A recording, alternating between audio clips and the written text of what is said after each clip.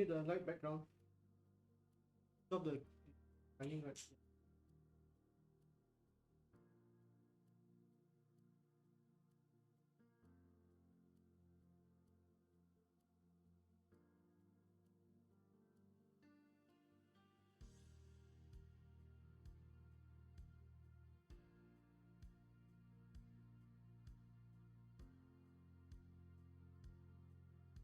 Yep, Frankie in the house one more time, and again, this is another sound check.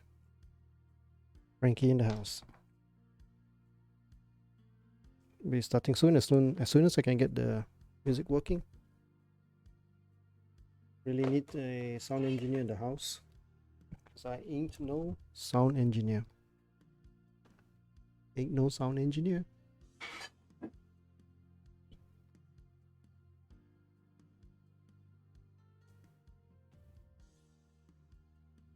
Engineer in the house.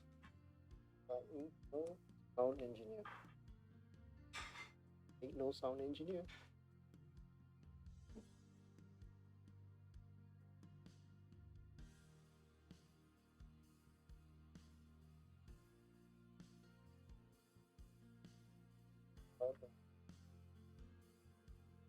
No sound engineer.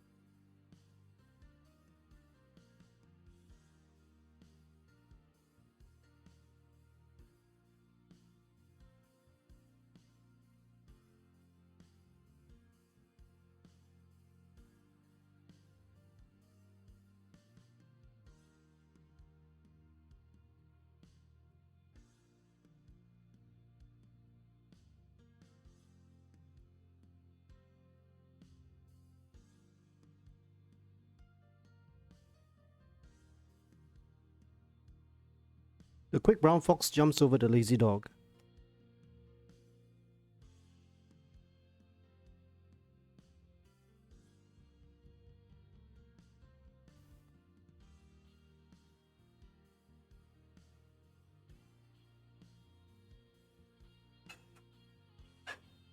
Sound check.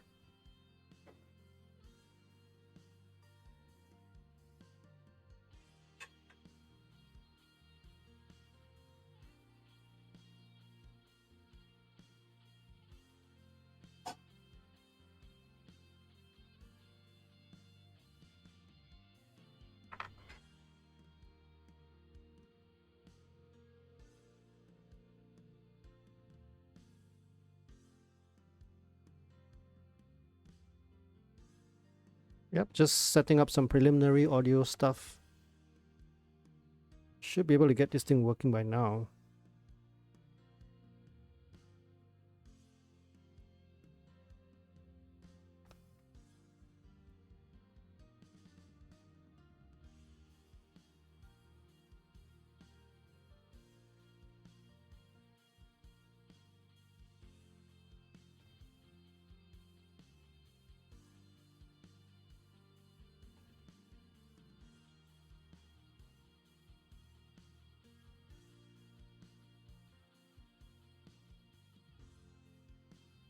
Yeah, do give me a couple of minutes, more than just a couple of minutes to get the sound, the music playing. Had everything working yesterday, and then I sort of messed it up all over again. Ain't no sound engineer.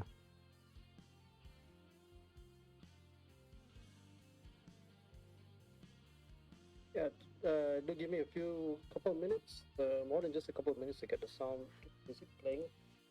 Had everything working yesterday, and then I sort of messed it up all over again. Ain't no sound engineer.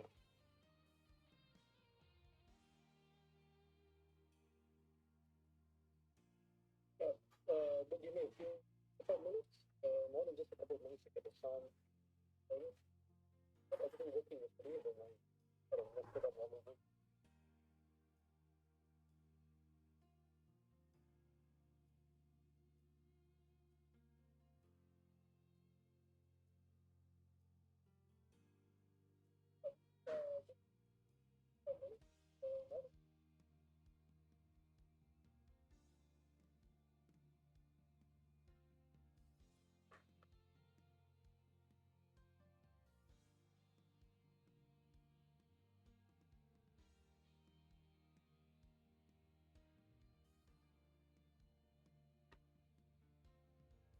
Oh boy, here we go again.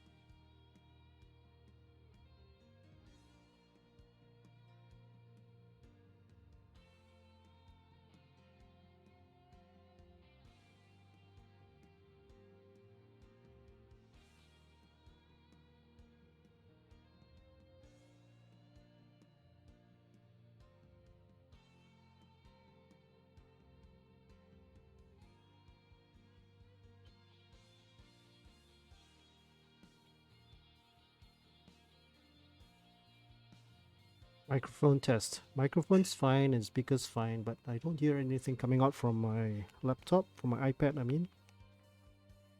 It's just weird.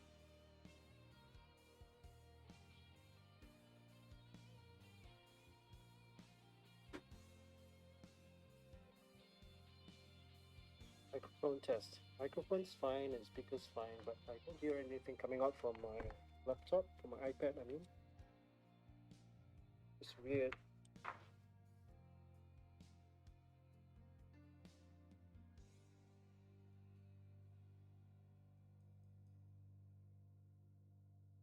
Microphone test. Microphone's fine and fine, but I don't hear anything coming out from my laptop, from my iPad, I mean. Weird.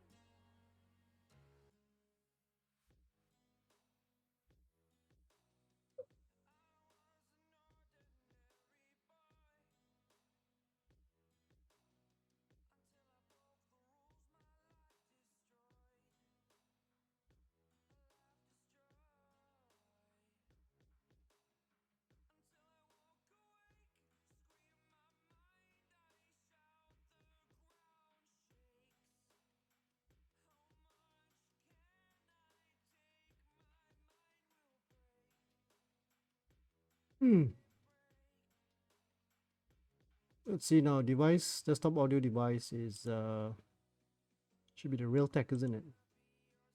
USB speakers. I'm supposing it's the speakers headphone Realtek audio, yeah. So why doesn't it come out? Let's see now. Device, desktop audio device is Realtek, isn't it? USB speakers.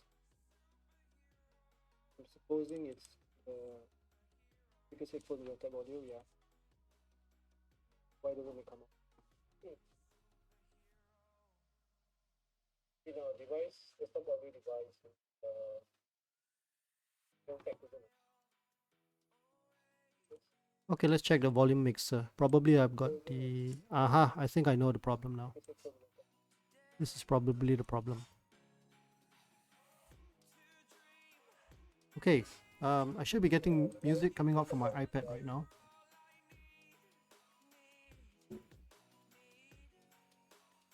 Okay, let's check the volume mixer. Probably I've got the... Aha, I think I know the problem now. Probably the problem. Hey, I should be getting music coming out from my iPad right now.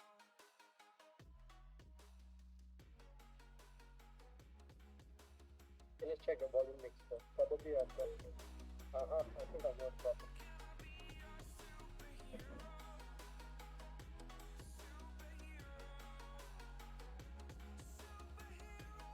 Okay, I've increased the volume right now, so should be able to hear the music.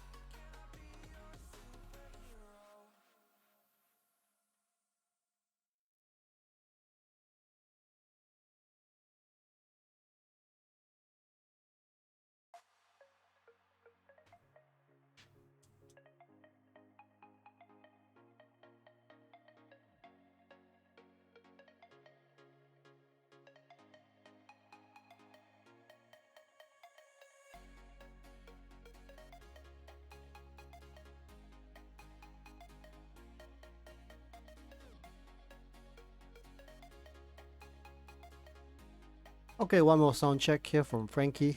And Frankie come during defense, about to go live. Well, I am live, except that I haven't gone past the starting screen. About to go past starting screen in a couple more minutes. So do be patient.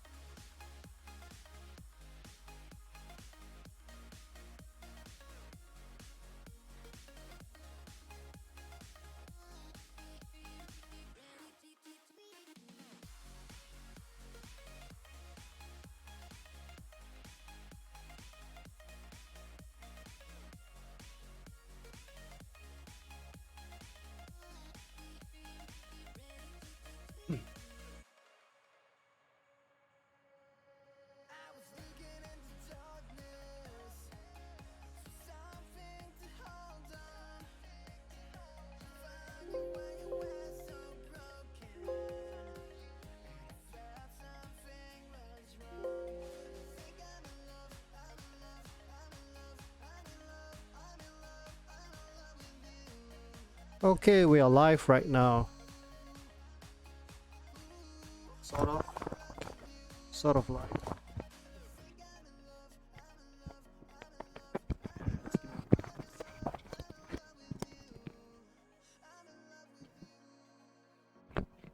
Tighten the microphone a little bit. Okay, here we go.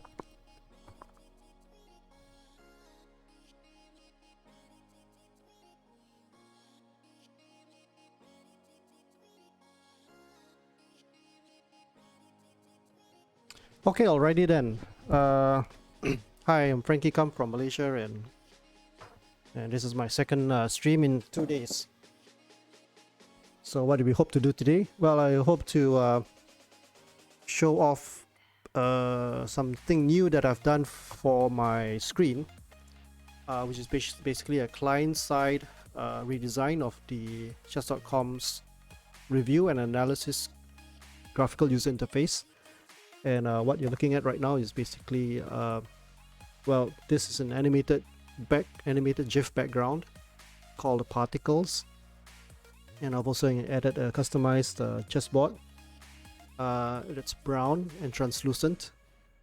Well, you won't find this in chess.com's collection of set of chessboards, but it's my own. And then of course I'm using my new favorite neon chess pieces. Yeah, so it goes quite okay with the dark background, and some of us may find the the movement in the background a bit disturbing, but for me, because I put a translucent background, I think it's not too bad. But I could, well, opinions differ, yeah. Okay, so anyway, you're looking at something that's not seen anywhere else, and the thing is, I'm able to customize this to my heart's content. Okay, so what I'm just going to do right now is to show you the analysis screen. Now this is a normal analysis screen here. Hey, hi Digital Waste Man, thanks for dropping by. Looks good to you. Hey, you are a man after my own heart, man. And chess is more than just a sport, it's also art, it's also a science. So here we can see the review of this game here, and this is the usual review fonts. Yeah, that's the game review with the graph.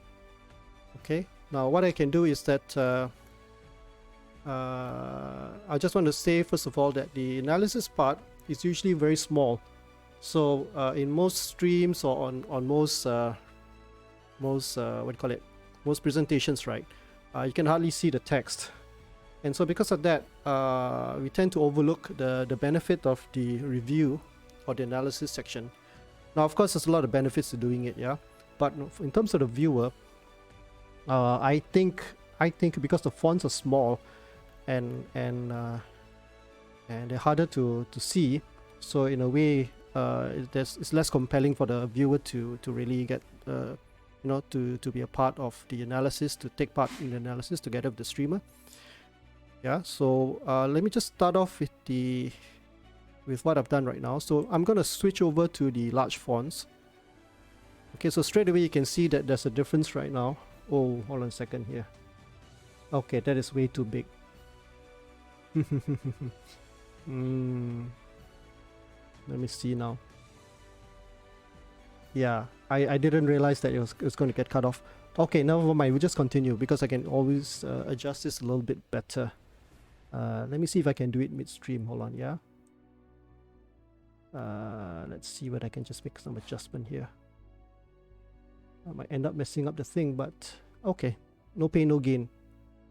So let's just move this a little bit here.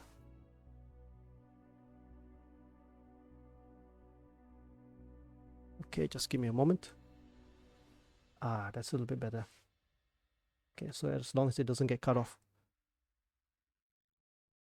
Maybe just a tad to the right. Okay, that's getting cut off, so... Okay, probably because the word's a little bit too big. Okay, I think we'll leave it like that. So what you can see straight away is that I've increased the fonts. And you can also see the scores much bigger, including the 1-0. And then next we've got the summary. Okay, the summaries are here. Now this again, they're the bigger fonts, so you can see the colors very clearly.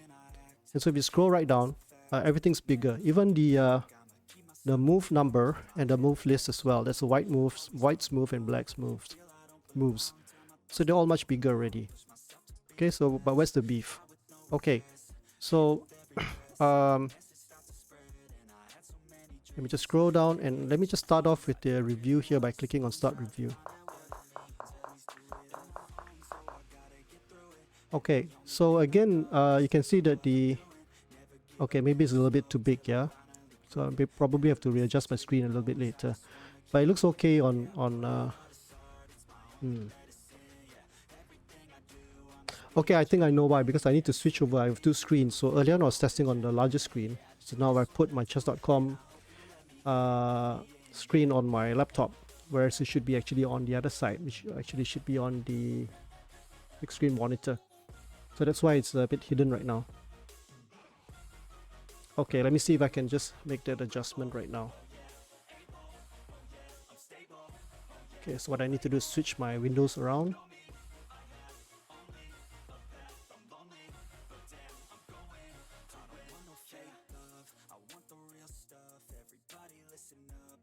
That's probably not so good. Weird. Okay.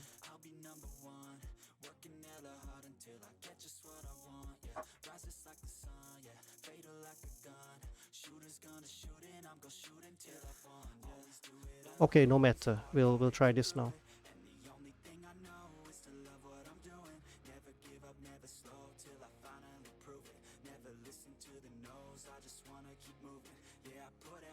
That's much better.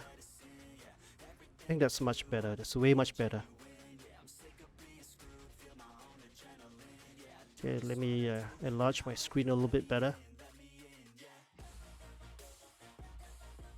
Close off the chat. Okay, so that's what it looks like right now. Okay, thank God for that. Let me just run up my chatty as well, because I've closed my chat screen.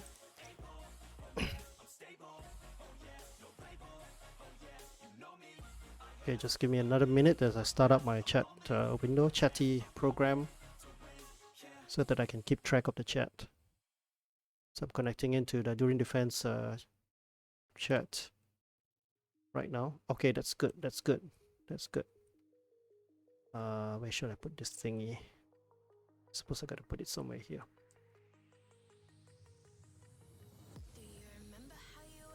Okay, good. So let me just scroll down, and now you can see what it actually looks like. And the part I want to highlight is now the text here is much bigger, yeah? So it talks about knight g7, knight ge7 is the last book move. Now, of course, the fonts here are super huge, and I do run into some overlapping, but I can't really do much about that right now. And so basically everything is much bigger, even the move list is much bigger, yeah? Okay, so what do I do now? So let's just move to the next move. Okay. Now also you can see that the negative score, it used to be, I think, a white square and black text. So what I've done is, because it's a negative score, I've changed the background of the square into a red red background there. Red because it's a negative score. So if it's a positive score, then it's going to change to green. So let's see what happens next. Okay, so what it's saying here is that ctext d4 is the best move, and you should end up winning material after the right captures. Show line. Okay, I'm going to click show line here, and you can see that in show line you've got the numbers. I'm sorry, the moves on the top here. So normally in chess.com, when you move your mouse cursor on top of it, you get a small little window with gray boxes. And this time what I've done is I've increased the size of the box. Now it should appear. Hold on a second here. Let me think. Why doesn't it appear? Okay, let me just switch this back here. We change the settings back to change it back to overlay. Okay, hold on, yeah. There you go. There you go. What did I do differently? Okay, I'm not even sure, but I changed it to overlay, and now basically what I did was I actually enlarged the hover chessboard. So when you hover your mouse over it, you don't normally you will get a smaller chessboard, a miniature chessboard with gray squares for the dark squares, which are darker gray compared to the lighter squares, which are lighter gray or more whitish. So this time I've used the white-green chessboard, and the neon pieces are based on the currently selected neon pieces. So for example, if I have to change this to glass, let me just change the piece to glass right now. And now you should see that it's changed to glass, and then when you hover over here, even the miniature pieces, of course, they will follow the current selected piece set. So let me just change this back to, I kind of like bubblegum because of the reddish pinkish hue, and makes it stand out a little bit better. And now it works. I think, let me just change back that that board to, was it overlay? I was using overlay. No, I wasn't using overlay. What was I using just now? I can't even remember. Is it brown?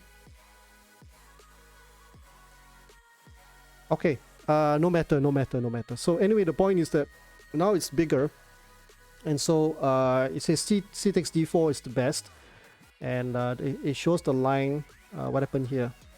Let me just go back there. So ctext d4,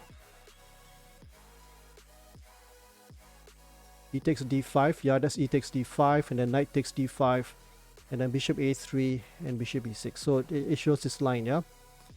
Okay, so I can also hide the line. Now click the show line, it shows the line up here. So basically it follows through. It shows you the line that happens after ctext d4. Okay, so basically what I've done is to make sure that the viewer can also follow the analysis or the review. So next move is knight g5. Where are we right now? Bishop. Right now we're at move number 10. Move 10 here. A bit hard to see. Yeah. I think what I'll do is I'll change back to my normal. I'll change back to my normal green overlay.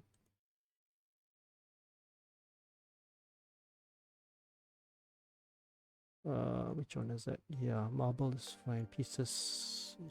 Go for neon again.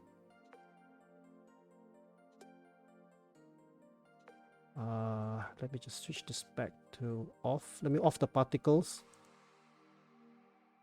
Okay. Yeah.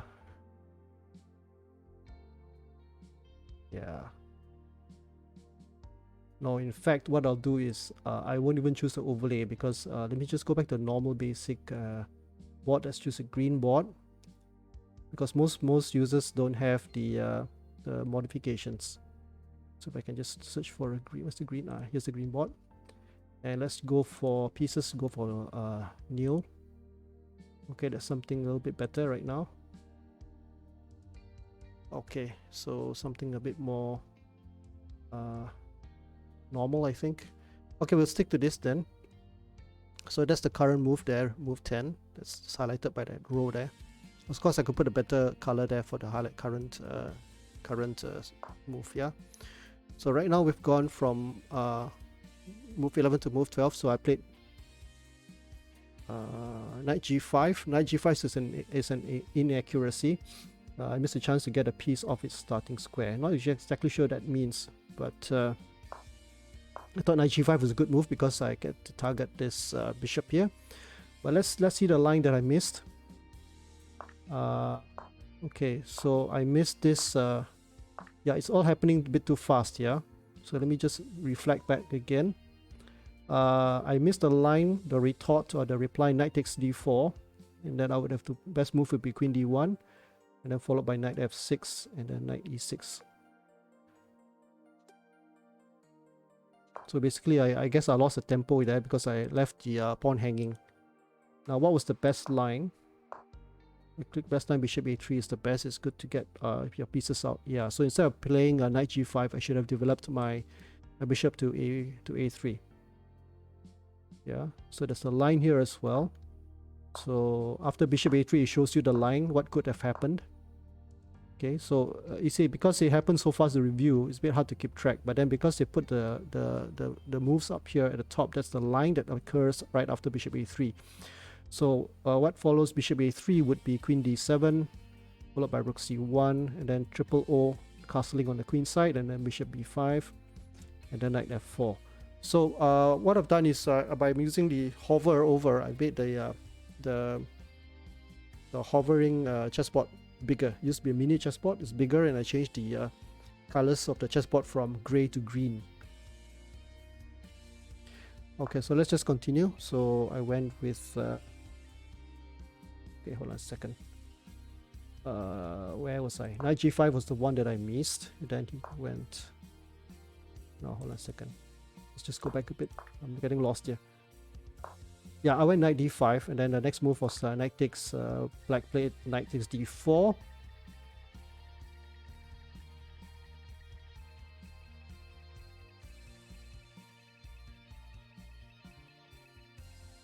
Okay, so the score is right now negative 0.229. Free piece, basically free pawn. You're saying that it's a free pawn. So the score here, what you see is a negative red. And then that I thought was a good move, but apparently it's a blunder. You overlooked a better way to return a capture. So the reply was queen f6, queen e4, triple castle, knight takes e6, f takes e6. So I missed that. Yeah. Okay, so queen e5 was a mistake, and let's just move on. So that was a blunder. So that gives away free material. So what was the line? Yeah, I took the knight on d4. Okay, so basically this is the line that ends up as a result of the blunder of c6 if I had gone for it. Yeah. So what I did basically is I went for queen takes d4, and then he resigned right after this.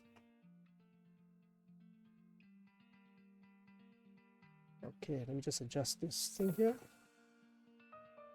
Okay, sorry about that.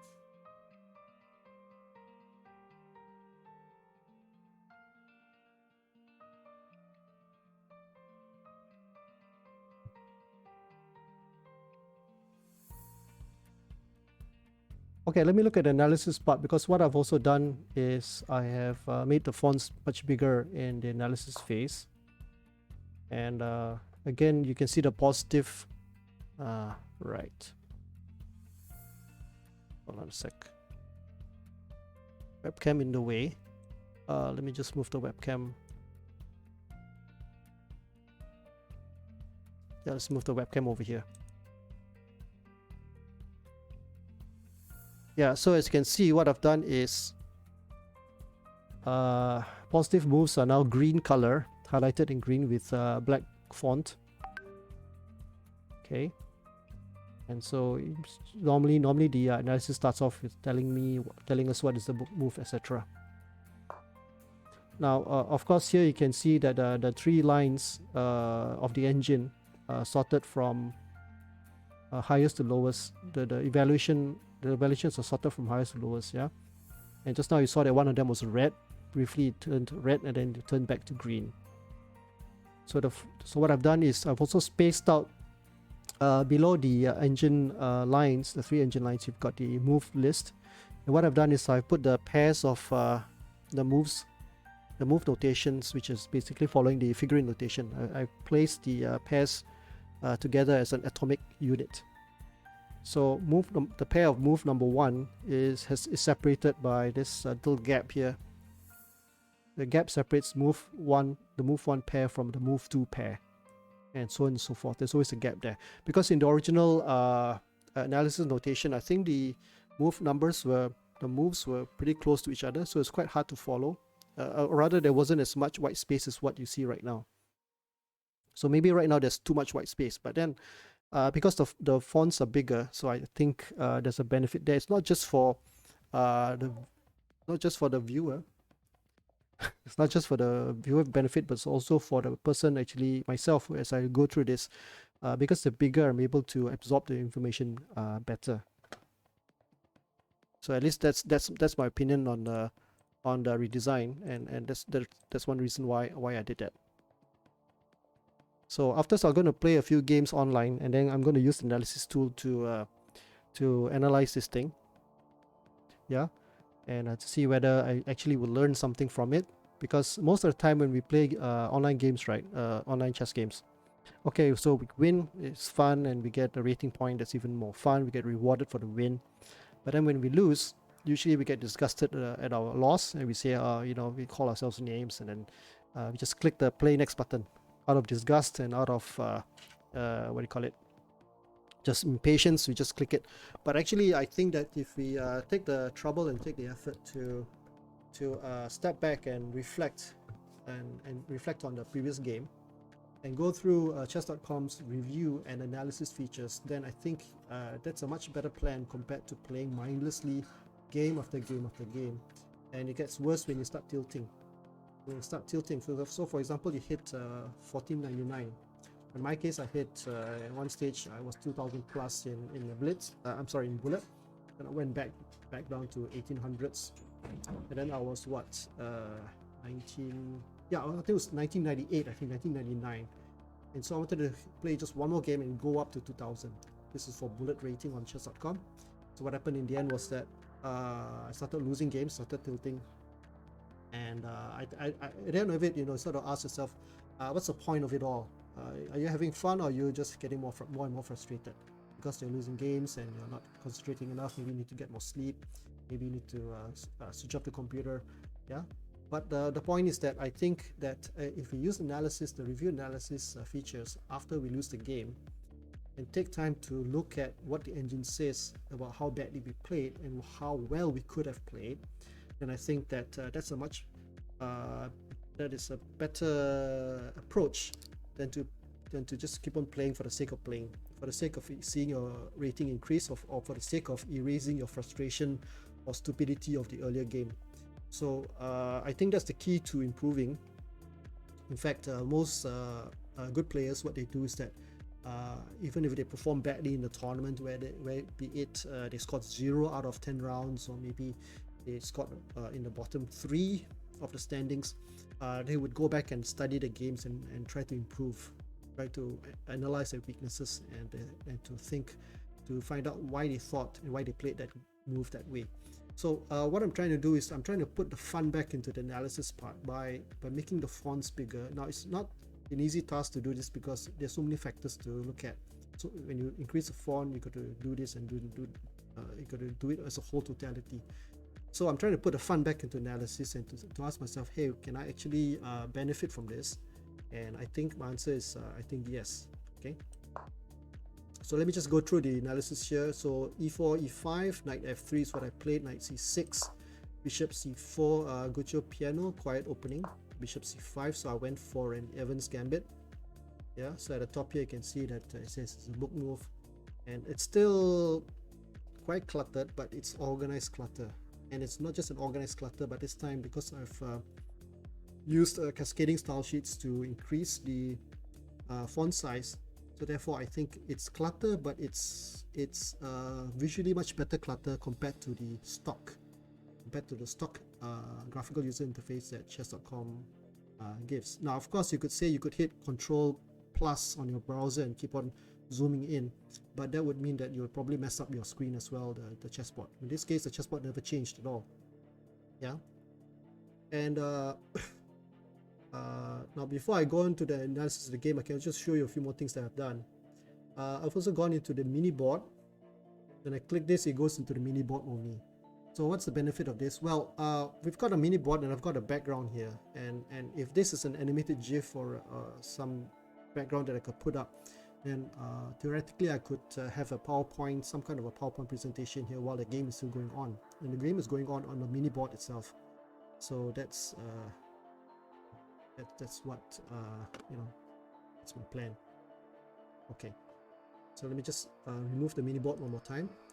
So basically, I can adjust the GUI at will, and I can suit the occasion, to suit the occasion or to suit the content that I'm actually currently showing. And this is the mini board without any sidebar, right sidebar, and this is the mini board with the sidebar on being displayed, so I can cut off the rest of the background. So basically, these are the things that I can do to the interface itself. Now this is all client side, meaning to say that it doesn't affect the way the site works. It's my view, but because I'm streaming, right, you can see my view as your view in a sense. But of course, your view never changes unless you're just looking at this stream itself. And then I can also nuke everything. So that's basically, I've just nuked everything from chess.com. Yeah. And now let me unnuke it. So this way, you know, I don't really have to mess around with the sources in Streamlabs OBS. Basically, I'm controlling everything using the Chrome extension, which is basically called Stylus, S-T-Y-L-U-S. So it's no secret. A lot of people actually redesigning websites client side using Stylus.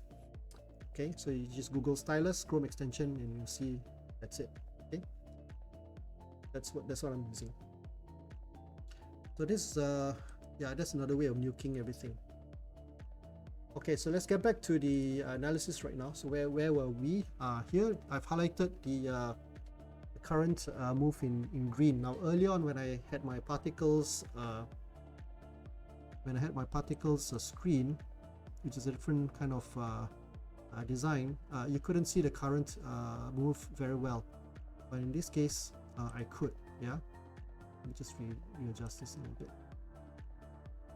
Maybe I'll push this up right now because I don't really need to.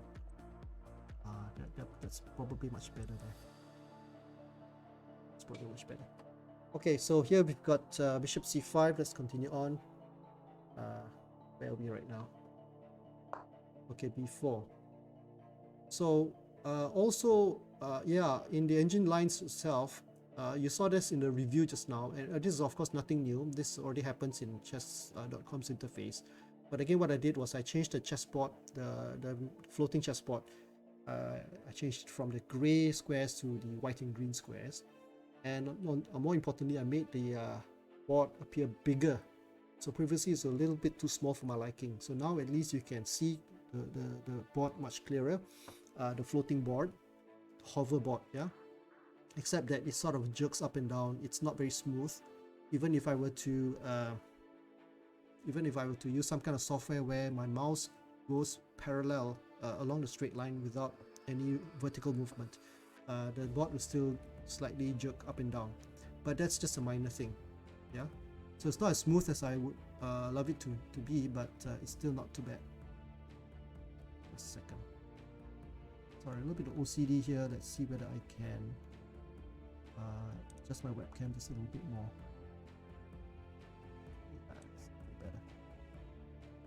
Okay, that's slightly better.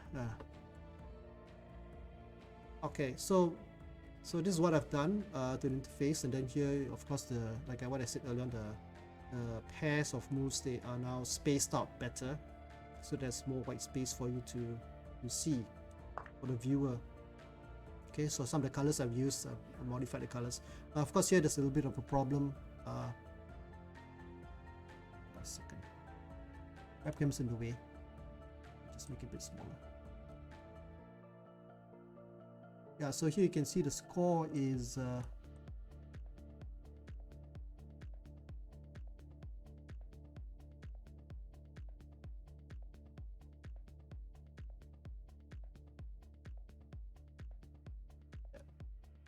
Yeah, so here you can see that the score is the red background is a bit too short because the score is 0.21, okay, after this particular move 8. So it's a minor thing, can always be adjusted. So let's continue c3, Analysis Gambit, bishop a5, d4, e takes d4. It reminds me of one of the games in Bobby Fischer's 60 memorable games. I think it was against Ben, sorry, it was against, what's his name, the Jewish chess master, Ruben Fine. He played a miniature against Ruben Fine using the Evans Gambit. Yep, that was in the 60 memorable games. So let's move on to castles. Bishop g7, c takes d5, and yeah. So what do you think of the design? Yeah, what do you think of the design?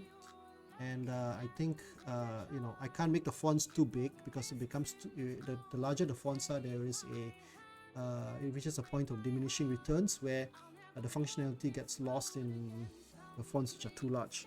So I'm just trying to find a sweet spot between detail and design and functionality. Okay, so that was a good move. d5 is the best move. So now the score is at a positive 0.24. Now here you can see there's a 0, 0. 0, of course, I think should have been white because it's neither positive nor negative. So that's something to bear in mind.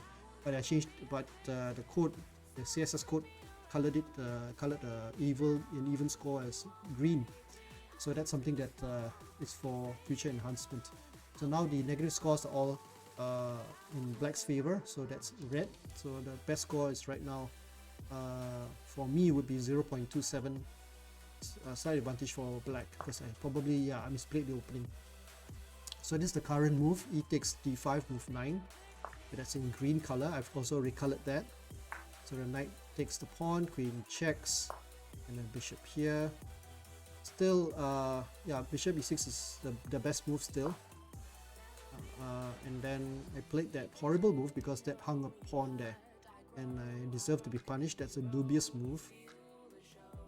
Okay, so instead of knight g5, okay, this tells me the continuation, right? Knight g5, knight takes d4, knight takes d4, queen d1 is best, and then knight f6. So what I should have played instead of knight g5 was the move just now you saw was bishop to a3, indicated by this one here, indicated by that rotation on the GUI itself. So knight g5, let's continue on. Knight takes d4 was to the correct move. Now of course I think there are more professional ways. The chess coach should probably teach you better how you could actually use the analysis tool in a much more coherent and more beneficial and effective way. So let's just follow this through. Knight takes d4, queen e5. Yeah, that's what I played, but that was a mistake. Okay, so basically up here it tells you the mistake and what was the best move. So again, it says queen e5 is a mistake because it shows you the follow-up to my mistake. Queen f6, queen e4, queen f6, queen e4, triple castles, knight takes f6, knight takes e6, and then f takes e6. Yeah, so without having to change the position on the main board, I can actually see much clearer right now what happens on the follow-up moves to my mistake. And of course here queen d1 was a better move, and then again it shows you the moves. So once again the floating board does come in handy, especially when it's no longer the default gray board and now it's much bigger. So I thought I improved on the score coloring by using red. Now obviously this one's a little bit of a problem here, and I will have to change that later so that it covers the entire score. Right now it's just not wide enough. The red background is not wide enough to cover the entire negative score, and I can't even see the negative symbol here. So that's obviously something that needs to, the negative symbol is there. Yeah, the magnifying glass is there. You can see there's a magnifying glass there, right? So when you click on the magnifying glass, you actually will go into the line itself. It opens up a sub variation. This magnifying glass, it looks like a hair dryer because the magnifying glass and the negative symbol are joined together because the fonts are just too big. So that high dry symbol is actually an overlapping of the magnifying glass, which is a sub variation icon, and a negative score, negative 2.66.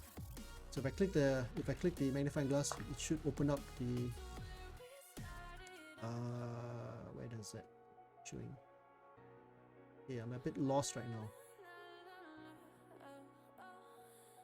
Queen f6, and then it should show queen takes f6. Where is that now?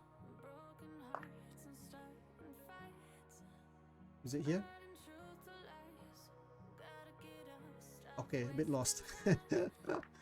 Okay, never mind, just continue on.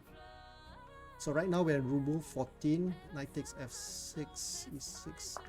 This didn't happen, but it's just playing through the line that was played. I think he resigned because earlier he hung the knight. So let me just go back to the start again. Let's go back to the start once more. Let's pick some hidden tail out of this. Move 1, move 2. So that's the current move. Knight f3, knight c6, bishop c4. Yeah, it can be quite confusing, right? Interface in a sense. It's orderly called chaos, and the more you use it, the more you will be familiar with the graphical user interface of the analysis feature.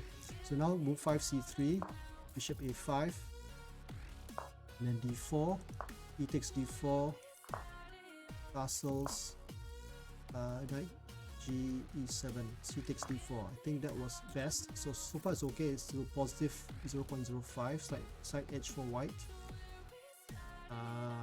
And here I suppose you can see the what are these? It's a sub variations, is it? It shows what happens after c takes d4, d5. Okay, I'm not sure what's the difference between this and this. Not too sure. There's another variation here. Okay, maybe let's leave it to the experts to explain. I'm not too sure what that means actually. So move 8, then we jump down to move 9. Somehow it shows two sub variations here, and I wish that I could just hover my mouse over the moves and the miniature chessboard would appear, but apparently that's not the case, and it's not possible at all. The only thing that's possible is this one, where the engine is actually thinking, and I can actually I think chess.com's code converts the extracts the PGN or is it EPD position of the chessboard, coding of the chessboard, and then translates that into the what you see in the miniature chessboard. But as for the move lists themselves, they don't work the same way, so I can't get a pop-up hover, pop-up miniature chessboard. So d5, it takes d5. Again, the consequences of my moves, or the evaluation of my moves, are shown at the top here. Yeah, and then as well as the responses, the engine's train of thinking based on the current move. So knight takes d5 was right. Queen e2 was good, but it wasn't the best move. So what exactly was the best move? You can see here that the best move is actually bishop a3. That's the best move. Okay, and it says there you go, bishop a3 is the best. Second.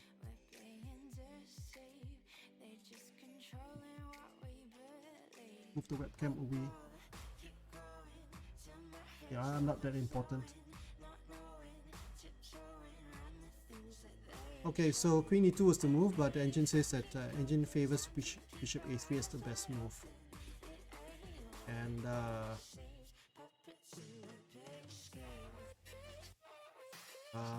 let's see now. Okay, so these engine lines are based on my actual moves. So the three engine variations here, from the best position, best variation, which is this line here, gives me a negative 0.62 score. So after queen e2, the engine calculates bishop e6, bishop a3 to prevent castling, knight c4 to break the pin to allow his king to castle, queen b2 to threaten bishop takes d5, and then black gets respite, with respite to castle, then might be D2. So that's the best line for white, which is a negative 0.62. It's still you know, a better score for black. So somehow I misplayed the Evans Gambit, not being an E4 player myself, more of D4 player. A bit of problem with the font here. Never mind. So what happened next? He went with 200 player. A bit unfair actually, and he hung so many pieces, so many times. Yeah. After this, he resigned. Okay. Now obviously there's some problems with the fonts being too big here. Like the game may have continued and so on and so forth. It's a bit out of whack. But overall, I'm quite pleased with the modification because for the first time actually I've really gone into the analysis, and I think there's a benefit to that rather than to look at the mass of detail and say, hey, you know, I can't make head or tail out of it, and then we sort of give up. So I think there's a benefit to this method to my madness here. Yeah. Okay, okie dokie. So basically that's the modification that I've done so far, and which is to make the fonts much bigger.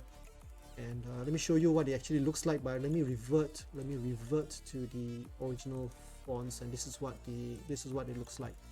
So basically you can't see, you know, it's almost impossible for the viewer to see anything.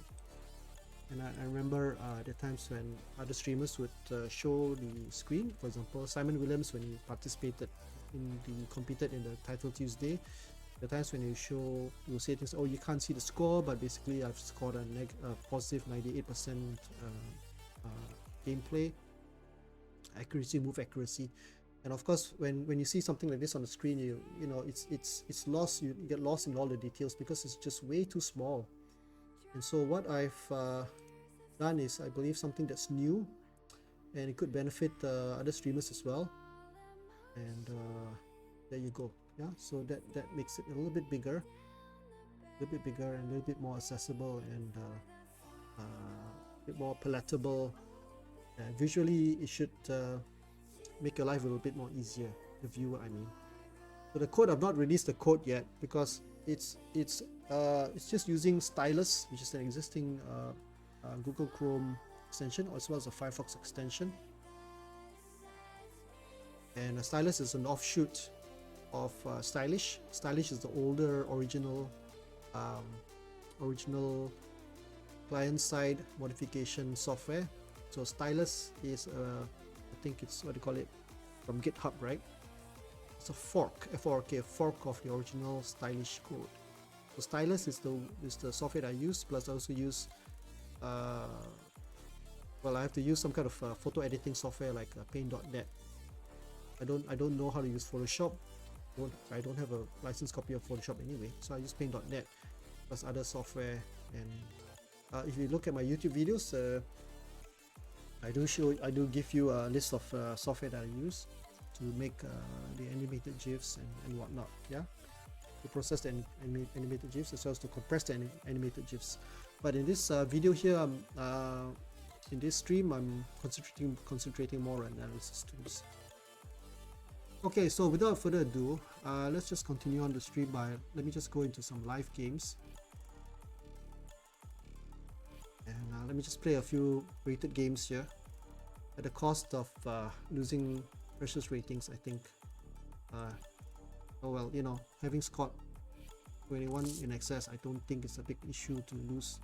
It hurts to lose, but I don't think it's detrimental to my mental health, to lose a couple of rating points here and there.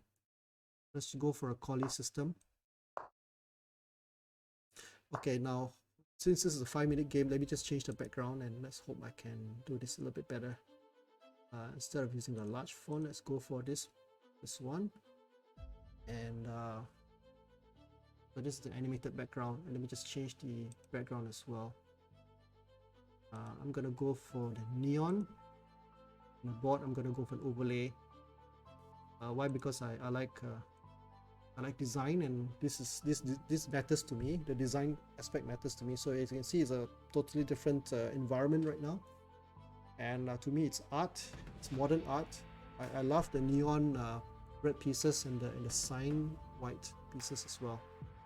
Yeah, so let's just go for Harry the H pawn. And so this kind of modern design, and the animated GIF at the background is something that you can get from elsewhere. If it's a MP4 file, which is a video file, then you have to convert it into a GIF, an animated GIF. So I push the pawn forward. Shall I just go solid? Play solid. He's threatening probably knight here and then e5.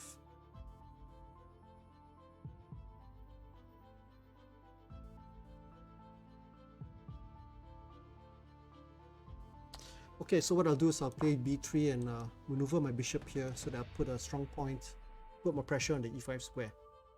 And if he castles, which he has done, so here you go. Now he's probably got this move as well. So knight to here is okay. He stopped that, but then it leaves a big hole there. So right now I'm going to put guard the e4 square. And what's happening here? Gosh.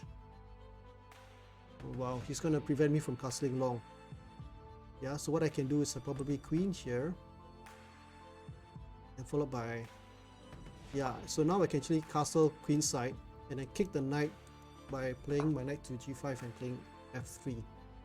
Now he's threatening this, probably wants to open up that, so if I castle long, yeah, I think I'll castle long, so I'll try to complete my development. So right now can he play this? Yes, he can, but I'm going to stop him now. Probably c3, but he's got this move here. Okay, now it's getting a bit critical right now. So time wise, 2 minutes 51. I'm down on time.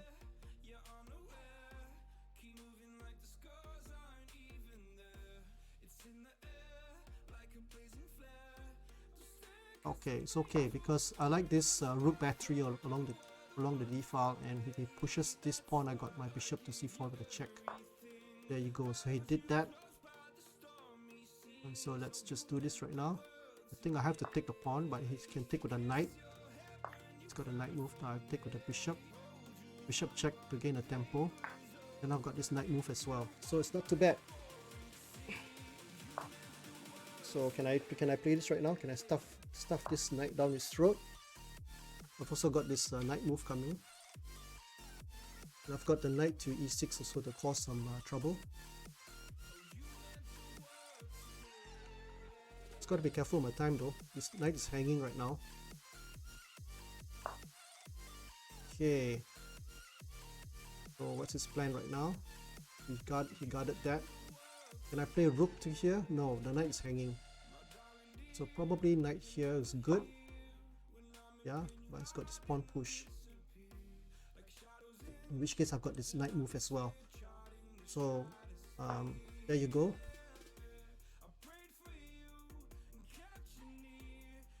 Knight check. Okay, we're gonna go for this right now. Also got a knight move here, but at least I've got a check here and then some nasty discoveries. Plus also I might win the exchange, but he's got an attack here, so now he's cut off. Okay, he's cut that off. And that's a good move I think, but no, because I've got this check here coming in.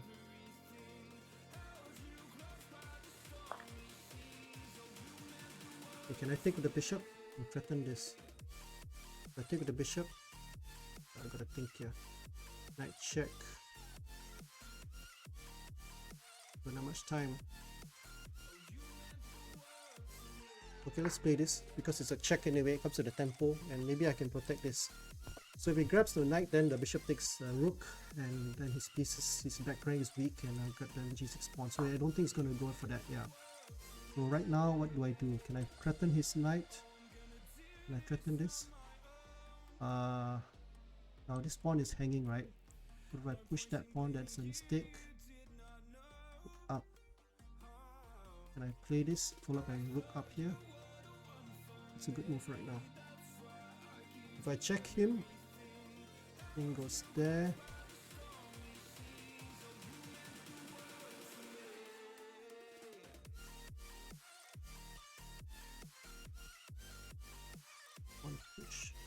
If I play this, then the knight is there, right? I don't have much time. I'm probably going to lose this game now. Attack him. Okay, I gotta move. I've got to move. I've got to move. Just put this up here, that way.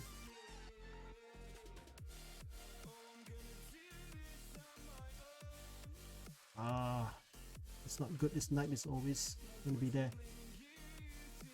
Probably rook here is good. Oh, that's a blunder. It's blundered horribly. I should have checked him first before moving the rook there. So because of time, I'm going to be losing this for sure. This is a free piece. There you go. I just lost a piece. Blundered. That was just. Okay, I must have resigned. I'm just blundering all the way because of time. Okay, played it horribly. Okay, so anyway, so let's review that. That's a horrible game. I didn't do myself any favors at all. So let's see where I went wrong. It was just two blunders there. Okay, so let's switch from the small fonts to the big fonts. Let's have this thing working. There you go. So that's the large font right now.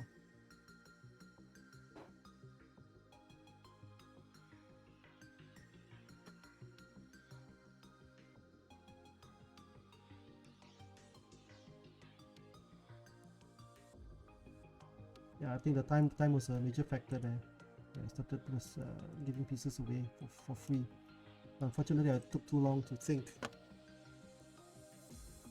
Okay, so e4,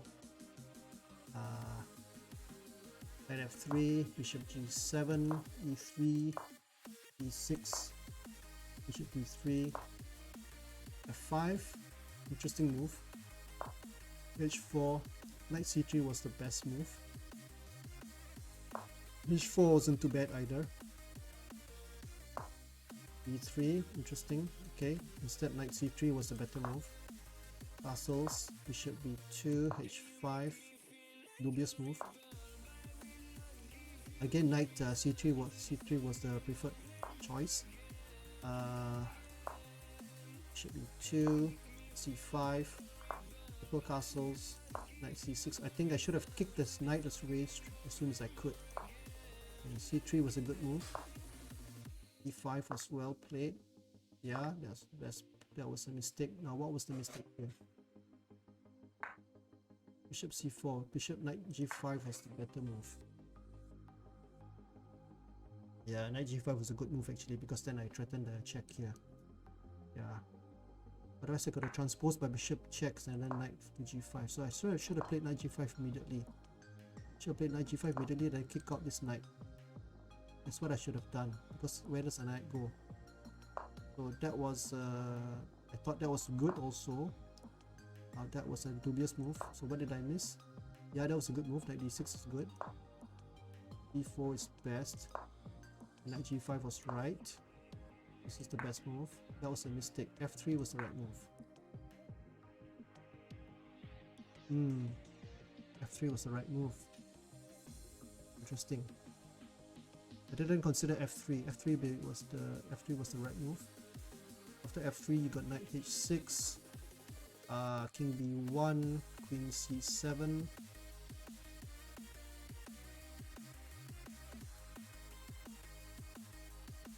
b6, f4, I take c4, he takes c4.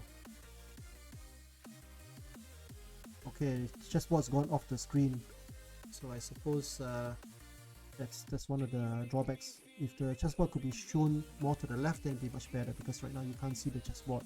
I can see the chessboard, but you can't see the chessboard. Half of it, more than 50% of it is obscured. It has been cropped off. But because I'm using a large screen, then I can see the whole thing. Okay, so anyway, f3 was the right move, but what I did was I played the wrong move by checking him, and that was still okay. But now he's got this pawn move here, knight move to e5. The queen c2 was inaccuracy, knight g5 was the best move. So let's see what happens after knight g5. King h6, king b1. Yeah, because the pawn was on pre. And then queen c7. Sorry, my durian mouse cursor is blocking the view of the bishop on. Then f3 to kick the knight e5, and followed by knight e5. Yeah, so that would have been a positive 1.32 because of my knight on g4 is a plus.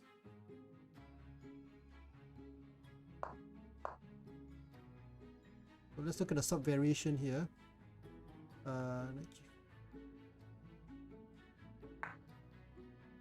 Variation. I'm using the arrow key right now, moving right. Knight check, king there, king b1, queen c7, f3, knight e6. Okay, it's lagging right now, don't know why. So we just ignore the bishop on c4. It's being attacked by the knight on e5, just ignore it.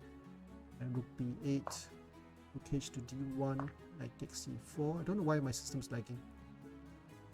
And there's still a plus point for white. Why? Because probably the king position, the king safety is being compromised. So after that, it sort of went downhill because I made a series of horrible blunders. e5, and then followed by that, check. That was a mistake. Check, and then that was the start of the rubbish moves, and then I blundered horribly by losing the knight. And then of course is losing the rook, but you know, queen takes rook.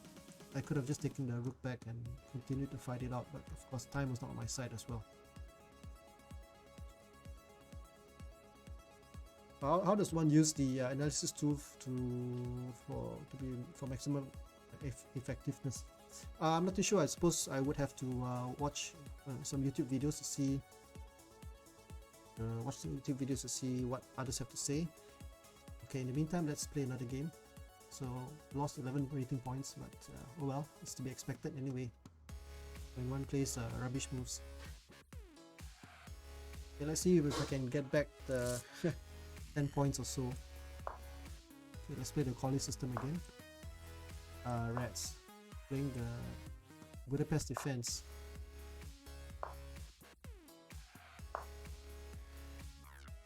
Okay, let's try a fianchetto. Let's take him out of book.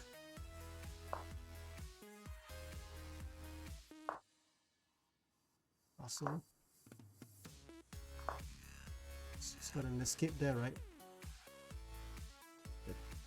Okay. Stay here. Take that.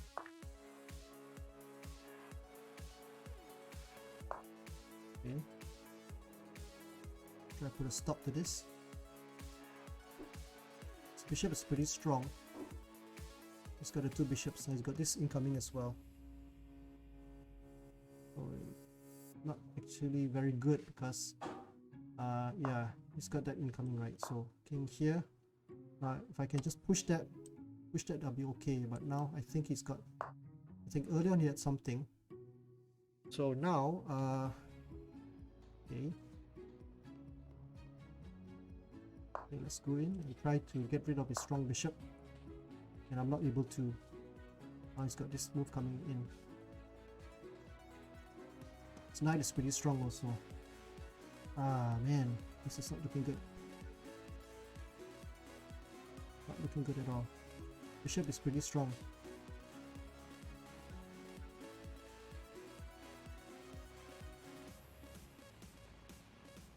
Okay, overlook that. Let's one push.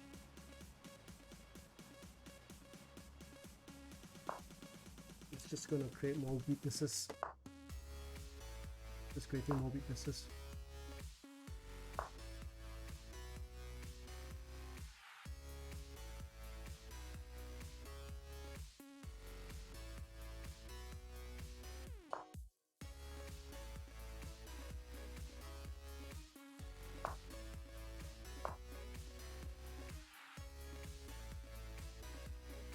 do this.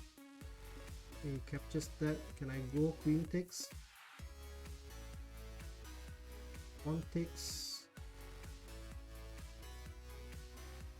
Gotta check here, right? Check, so I'm gonna take with a pawn.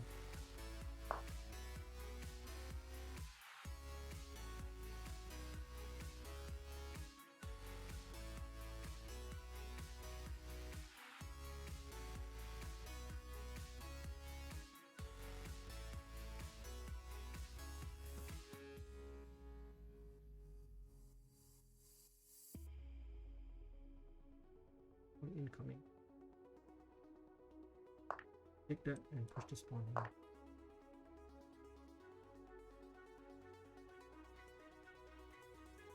To blockade that pawn. So manage to push f4, manage to survive somehow.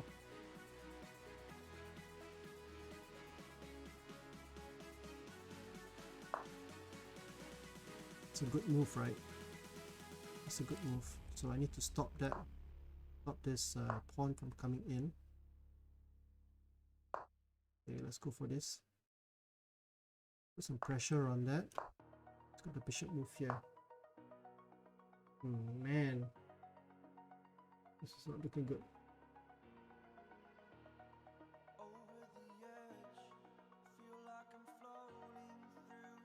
Yeah, it's got the advantage right now. This is just looking bad. On push, check.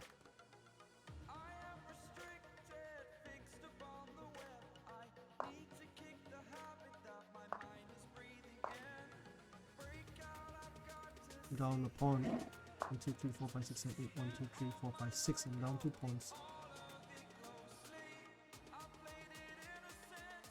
And we'll go for this pawn push right now. Push that. It's just losing the third pawn.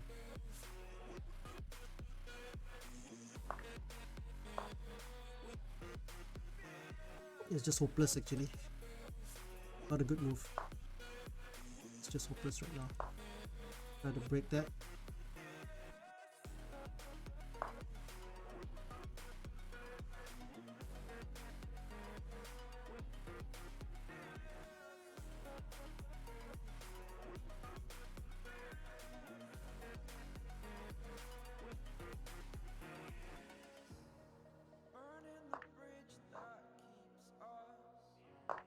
It's not looking good. Fix. At least I've got not much I can do right now, just to try to complicate things, I suppose. So I can try to press some counterplay on the G file, but basically, you know, there's not much I can do right now because he's got this pawn push probably.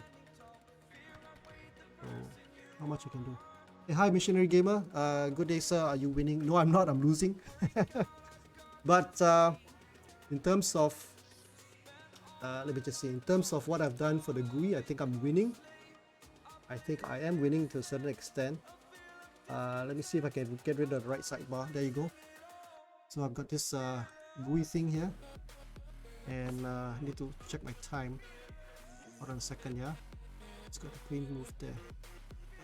So I need to try to complicate things a little bit.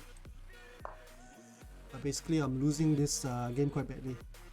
Yeah, you still think I need some fish? Yes, unfortunately this is an animated GIF, and if I were to put fish in, that's going to increase the size of the animated GIF file. And I wish I could put a background movie. I wish I could put a video as the movie instead. Can I take that? No, I don't think so. Probably I got to go. Is there a way I can complicate things? Check. King takes, queen check. No, I don't think I got anything there. So it's probably, yeah, it definitely could do with some fish, yeah. Definitely could do with some fish. Okay, let's try to complicate things here a little bit. But essentially this is a lost game because he's got the center all what do you call it? It's got everything taken care of. But I've got some threats here. And who knows, it's not over by a long shot, but you know, I've got less than a minute left. Yeah, thanks a lot. Do your best to present yourself to God as one approved, a worker who has no need to be ashamed, rightly handling rightly dividing and handling the word of truth. Well said. You just hung a piece, right? You just hung a piece there. So the Hope Springs Eternal Missionary Gamer. Hope Springs Eternal. I actually might win this. I think I've got almost got a mating attack here. I almost have got a mating attack. So he blundered in the last minute. And I should be able to reel this one in. I should be able to reel this one in. I should be able to reel it in. I'm waiting to see where he moves. It'd be interesting to analyze this game because I've also modified the graphical user interface of chess.com, chess.com's analysis feature. So that's a mate, isn't it? Yes. I did it. I got 8 rating points. Okay, that's good. Well done. Thanks. Mystery Gamer, do you play chess as well? Just curious, just asking. I'm going to pause here. I'm not going to play another game yet. I'm just going to pause and show you the analysis thing that I've done. Hold on a second. Yeah, let me just adjust my webcam. How's the music level in relation to my voice, to my microphone?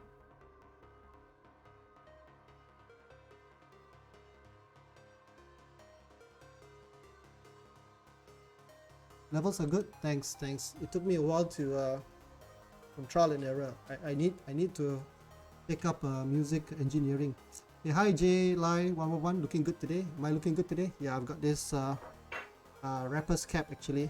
Put it the wrong way around. I'm missing my what do you call it? My hoodie. I've got a hoodie in the other room. Didn't really do it. I think good as well. However, you have something really bright on the side. Yeah, I've got this thing, oh, I got the lights on there. Yeah, probably they're too bright. Just give me a moment. Let me turn off the lights from the back. Yeah, be right back. So but before I do that, maybe I should my chat is on the right. Okay, it's because I wanted to show the analysis part. So let's show the analysis part. Okay, so that's the analysis part there. Let me show the big fonts. Sorry, this is the large font modification. That's the large font modification. That's not it. Okay, hold on. Let me change the lights first. Just move your cam to the side a bit to remove it from view. Sorry about that. Yeah, that's my LED actually. Okay, be right back. Let me turn off the lights in the background.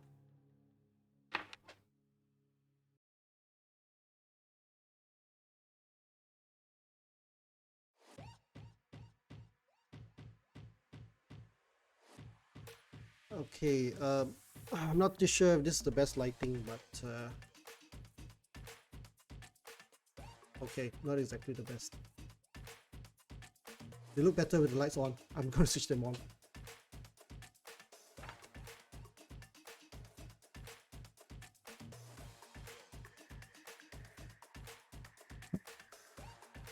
Okay, looks a bit better now. You can see the living room. That's a good look. Thanks for the encouragement. Cameras up there. Okay. Now let me see if I can just maximize my screen a little bit. I'm working on an external monitor as well as my laptop. So right now, if I can just move this out of the way. The important part is you don't have a bright source pointing at the camera, pointing into the camera. Thanks for the tip. Thank you very much. Okay, let me see now.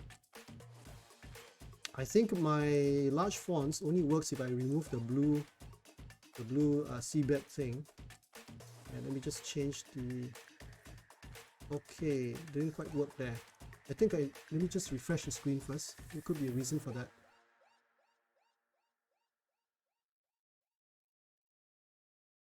Come on. It didn't work. Strange.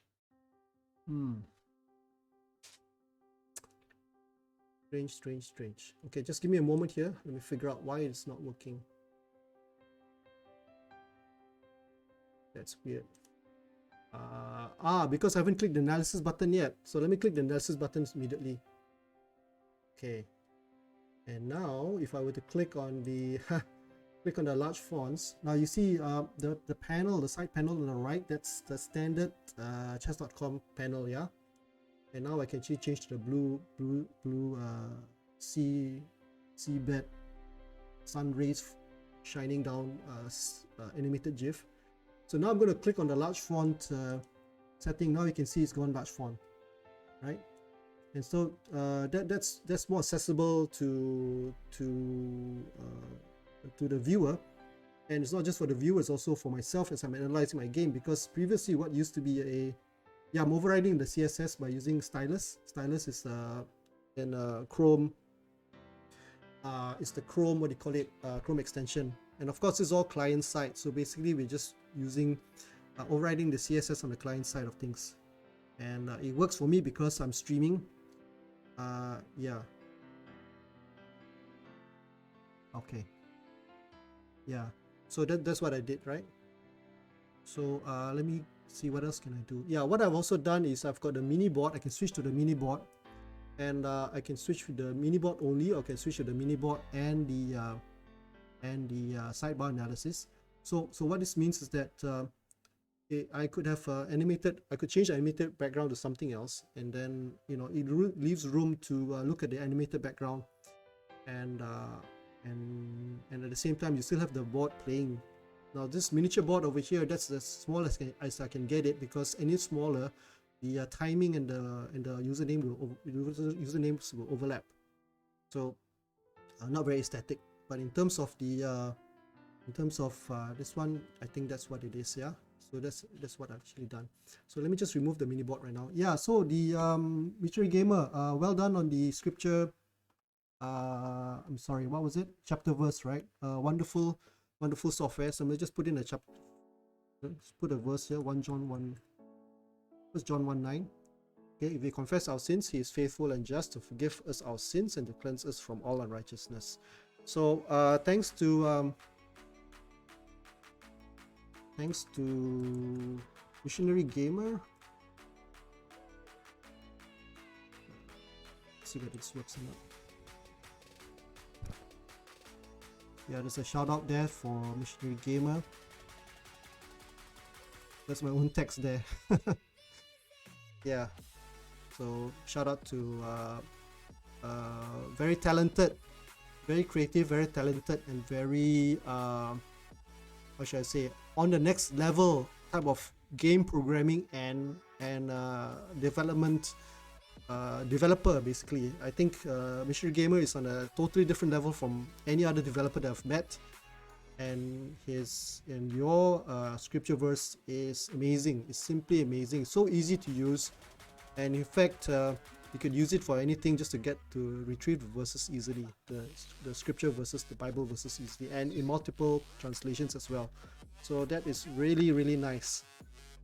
Yeah, so from one mini developer to the other, tip of the hat to from one mini developer to one major developer. So the reason why I'm wearing a hat is because I don't have much hair left on me. I'm middle-aged, so hope to have a Spanish translation soon. That's fantastic. For the Malay translation, hat tip right back to me. I'm actually 53 years old. I'm past my prime. I used to play chess when I was younger. I represented my 49. Okay, so we're not too far away from each other. So I was a schoolboy champion back in 1986. I actually do have a photograph somewhere. I was a schoolboy champion with I had much more hair back then. When I was 18 years old, I was the best schoolboy in Malaysia. But then of course I went into studies in Korea and all that, so I didn't pursue a professional chess career. But of course, in Malaysia we couldn't really make a living playing chess, so it was something that, you see, I can even do this thanks to the redesign of the CSS. I've got something like that, which no other, I don't think you've seen anything like this before, right? Have you? Yeah. Okay, the video camera is behind the text on your screen. There you go.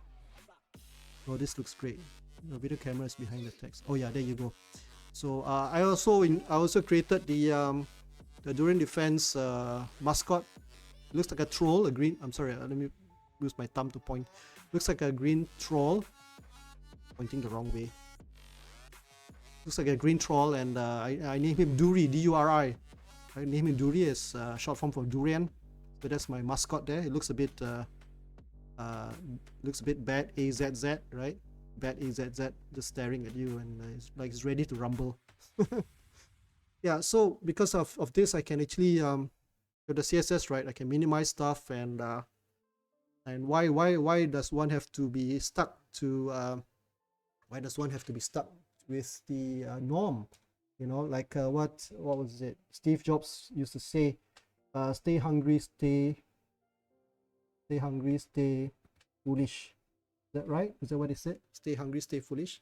I think the camera here looks better because I'm actually looking at my OBS right now. My main playing screen is on my right, and Steve Jobs, in his speech, graduation, he was giving a graduation speech to some university. He said, "Stay humble, stay hungry, stay foolish." So, why stick with excuse me?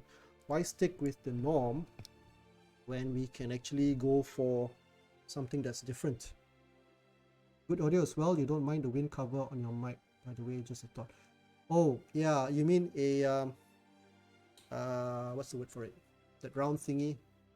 What's it called again? Filter, pop filter.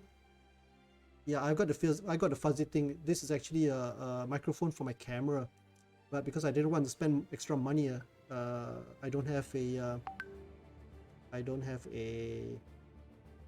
Yeti, Blue Yeti, something nice like that. It's pretty expensive in Malaysia. So I made use of this mic, which is for my phone, for my camera. But it's quite expensive mic as well. Cost me about nearly 400 ringgit, about 100 US plus, I think. So far it's serving me well, but of course it's not as nice looking as a Blue Yeti, which I would love to have one day. Okay, so I don't need the fuzzy wind cover. I thought the wind cover is to sort of absorb the noise from the background. So then again, I'm not really an expert in audio. I wish I were an expert in audio. Let me see, right? So chat. Yeah, the chat's a bit small, but never mind. I can't do anything about that. I can see the chat window on the other side. So the sound sounds good. That's good. Okay. So let me just go through this here. So what I've done is I actually changed the colors. The positive, this is the evaluation score that the engine is evaluating the current position, and it's evaluated as a positive 0.99. So what I've done is I've changed it from white to green. You like the overlay analysis? And very cool. Yeah. Okay. So what I've also done is I've enlarged the fonts, especially this part. Or this is something new also that I've done. But before that, I've actually enlarged the fonts, and I've separated the fonts, because if you look at the original design, right, of the CSS, what they did was I'm sorry, what I need to look at that site. What the chess.com did was to concentrate on functionality at the expense of maybe legibility. So if you look at the text here, you can see it's rather crowded. So if this was me sitting in front of my computer, it's not too bad. I mean, it's legible, it's visible, but I don't think it's as good as if I were to make it larger, because you can't really absorb all the, you're not going to go through in your mind all the moves at once. So even if I see just 5 moves in advance in the move list, it's fine, you see. So what I've done is I've enlarged the fonts, and then I've spaced them out so that the pairs, for example, move number 1 is consists of a pair of white's move d4 and followed by black's move e5. And then I've separated the first set of moves from the second set of moves to the space there. So between the e5 and the 2, there's a space in between. So therefore, the islands of each move consists of a white move and a black move. The island, that particular island, has separated. I've separated it from each other. So in that way, the fonts, the visual effect is that it's a bit more pleasing. I think there's a bit more white space, so less crowded and less stressful. Shall I say? I don't know. Possibly. And also, I also did the colors. So you see the red and the green. So the red is a negative score, and green is a positive score. I think on chess.com they use a white background as well as some other color background, so I changed the colors. Yeah, I should send, okay, you should be able to use a move background as well. CSS doesn't have to be just a GIF. Yeah, the funny thing is that I tried to use a JPEG. Sorry, I'm not sure what's a move background. Let me read the chat. I'm a bit behind there. Yeah, okay, very small. Okay, so I'm not sure what the move background is. You're saying that a move background is something that where you use CSS to move the thing. I don't know, but this is a GIF, animated GIF, right? And I can also change it to something else right now. Let me just change that right now. So this is a bit, somebody described it as trippy, Trippy. Some other streamer who came on my channel yesterday. So the thing is that, what did I want to say just now? Yeah, I can change it to a different animated GIF. But when I try to use a normal regular JPEG, when I use a normal regular JPEG, I can't put a JPEG, I can't get the JPEG to appear. I don't understand, you know. I can get an animated GIF which can be like 90 megabytes or sometimes 20 megabytes, depending on whether I can compress it or not. I can get an animated GIF to appear as a background, just nice. But a normal JPEG, normal GIF, I can't. And excuse me, pardon me. I'm also thinking about putting a real MP4 file, because that's where you can actually get the fish moving around. But because just a moment. Yeah, I can also remove the sidebar at will using these particular stylus. Yeah, so if I can get the MP4 file to play, that would open up a lot of possibilities. I could actually play video at the back. But I believe in the video, right, you need to have a HTML file, the JavaScript, or if not HTML file, you do need at least to anchor the code.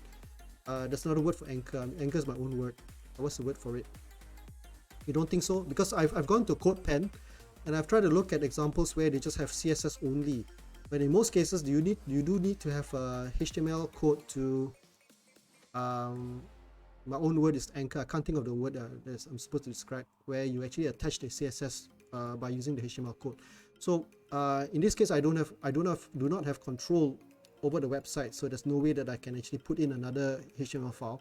So the most I can do is to override the CSS classes or the subclasses or the divs or the spans, basically overriding with this particular, you know, either inspect on a short-term, on a temporary basis. I'm using the Google Chrome's inspect. Long-term basis, I'm using stylus to override the CSS.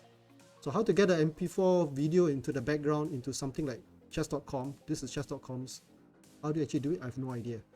And so far I've not come across that. But it would be fantastic if I could get the MP4 file to be displayed in the background. So you see, I can actually switch between the big board and the small board at will. And that's because I've got the little dashboard which you can't see. It's right at the top, where in the top of my browser I've got the extension icons. So I clicking on the stylus, and then there's a dashboard there. I can select which which style I want to make active. So the idea is that some of the text is being censored by is it, for a lack of a better word, censored by Nightbot. Did you already look at star? I'm not sure what that is. So maybe you can also put it in the whisper. I'm not so sure. I do have a Discord. I do have a Duran Defense Discord. With your skills, you could make this in Unreal Engine and have it be an epic implementation. Just a thought. I haven't thought about Unreal. I've not used Unreal. I'm sure Unreal is mostly for games and all that. Very good engine. A lot of developers use it, but to use it for the background, I'm not so sure how that could be done. Never been a better time to learn how to use Unreal Engine. It's just amazing. I agree. You know, there's so many good games coming out, and you could actually make games that you could actually sell on Steam if they're really good. I'm more of a flight simulator guy, and I'm more of a modder for Tornado, which is the 1993 flight simulator by Digital Integration, written in 1993 x86 assembly language. And actually I flunked my assembly language in school, and the joke is that I managed to get hold of the source code of a very well-known and well-played Tornado flight simulator back in 1993. Thanks for the whisper. Okay, gotta get ready for church. Yeah, it's a Sunday, and God bless you, Missionary Gamer. Thanks a lot. Yeah, thanks for dropping by. I'll read the whisper, and thank you for all the input you've given me, and also for the encouragement. It's good to have a brother in Christ to drop by, and you are on top of your game, and I'm actually more of learning from you rather than you learning from me, because what I've done here, I think almost anybody can, with coding knowledge, can do. But you've done a lot of stuff which is just blows my mind. So keep up the good work and have a wonderful Sunday. Yeah, God bless you.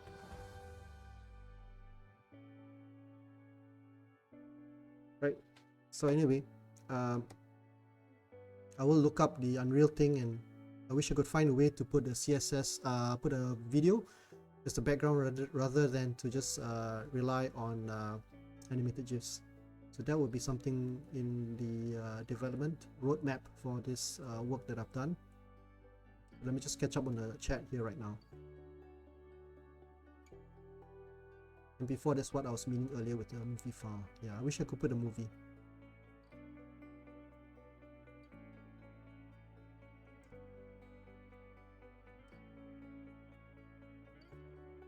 Okay, so now that we are here, let's see if I can... You like the background with the rocks? Yeah. Let me just make it smaller again. Let me make my board smaller. How do I do that again?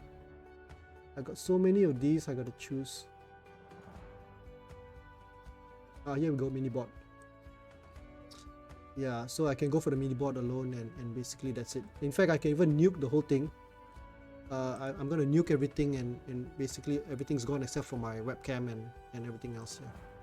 Yeah, so basically had a lot of fun with this, still having a lot of fun with it, and exploring a lot of possibilities. And to me, chess is just the partial thing.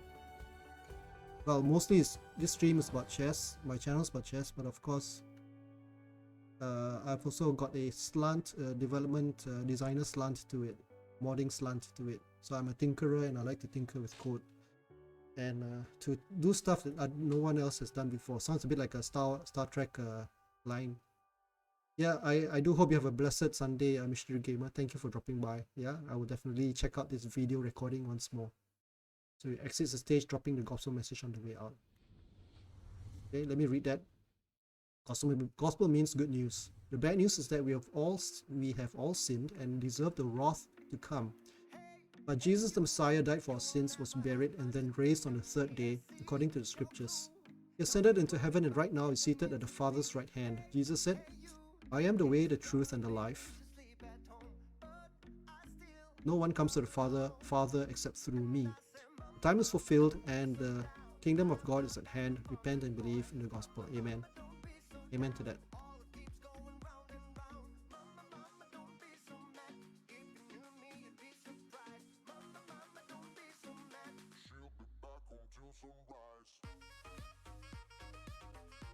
Okay, let's put in the sideboard again. Where's my sideboard? Okay, the big board, sorry. So let's just analyze this game and continue the stream, because I would like to, maybe play another game. This game was actually a roller coaster. Let me look at the review, and let's look at the graph. So I need to remove my webcam out, move it out of the way. Is there a graph somewhere? Okay, I think my webcam should be here. Okay, a little bit of OCD there. Right, slightly better. Okay, game review. I don't see the graph. The graph is hidden because of the background. So let me just change the background right now. Okay, so now you can see the graph there. So it's really bad because black was leading all the way, and right at the end here, poof. Okay, so he blundered with and I ended up with a mating attack here. So this graph is not a good graph for the winning player because it shows that the winning player was losing all the while, and towards the end somebody got careless, which is almost always the case, which is almost usually the case, and then the tide swung in my favor. So the giveaway is one player was winning and then gave it away. So my score is 71.3% and black's score was 95%. So accuracy 95%, that's pretty high.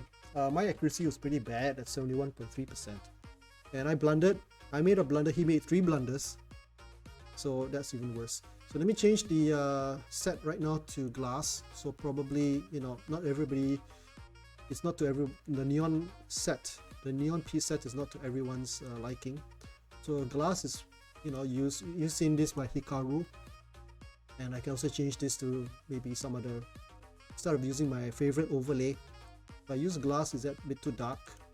Yeah, it's a bit too dark. So let me just try something else. Maybe just normal green will do.